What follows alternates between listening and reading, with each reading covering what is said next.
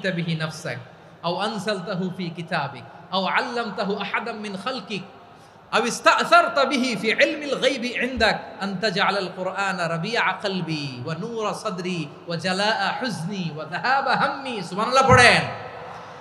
বিষ্ণুই বলতেন, আল্লাহুম্মা ইন্নী আবদুক, ও আল্লাহ আমি আপনার গোলাম, ওয়াবনু আবদিক, গোলামের ঘরের গোলাম, ওয়াবনু আমাতিক, বাদির ঘরের গোলাম। মানে আল্লাহ আমি আপনার গোলাম, আমার বাবা আব্দুল্লাহ ছিল আপনার গোলাম, আমার মা আমিনা ছিল আপনার বাদী। মানে আমরা গোলাম বংশের সব গোলাম।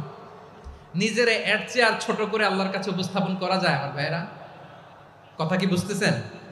নিজেকে এর চাইতে ছোট, নগণ্য আর তুচ্ছ করে আল্লাহর সাথে প্রেজেন্ট করা যায়? বিশ্বনবী বললেন, ও আল্লাহ আমি আপনার গোলাম, গোলামের ঘরের গোলাম, দাসীর ঘরের গোলাম।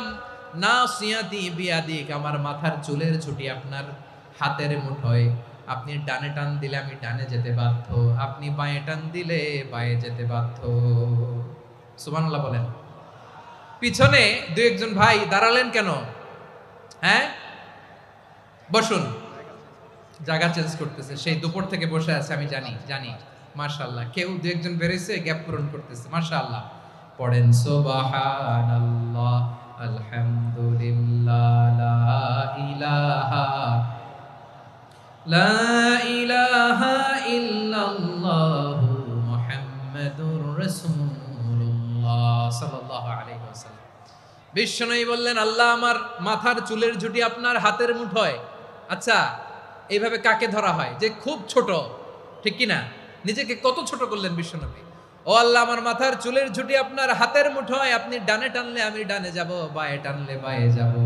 আল্লাহ আসআলুকা বিকুল্লি ইসমিন হুয়া লাক নাসিয়াতি বিয়াদিক মাদিন ফিয়া হুকমুক, আপনার নির্দেশ আমার উপর কার্যকর হবেই হবে। আদলুন ফিয়া কাদাউক, আপনার ফয়সালা, যেই ফয়সালাই আপনি আমার জন্য করেন এটাই ইনসাফ। সুবহানাল্লাহ বলেন। আমরা আল্লাহর ফয়সালায় সন্তুষ্ট হতে চাই না। কত কমপ্লেইন, আল্লাহ তুমি এটা দিলা না, ওইটা পাইলাম না, ওইটা হইল না রে, এরকম অভিযোগ, কমপ্লেইন আমাদের আছে না নাই? আর বিশ্বনবী বলতেন, আদলুন ফিয়া কাদাউক, আল্লাহ আমার জন্য তোমার যেটা ফয়সালা এটাই সবচেয়ে শ্রেষ্ঠ ইনসাফ, এর চেয়ে ইনসাফ আর হতে পারে? এভাবে কায়মান বাক্যে আল্লাহর কাছে বিশ্বনবী দোয়া করতেন। এরপরে বিশ্বনবী বললেন, আল্লাহ তোমার যত নাম আছে সব নামের ওসিলায় দোয়া করি, যে নাম তুমি আমাদেরকে জানিয়েছো, যে নাম তুমি আমাদেরকে জানাও নাই, যে নাম তুমি কোরআনে নাজিল করেছো, যে নাম নাজিল করো নাই, যে নাম শুধু নবীদেরকে জানিয়েছো।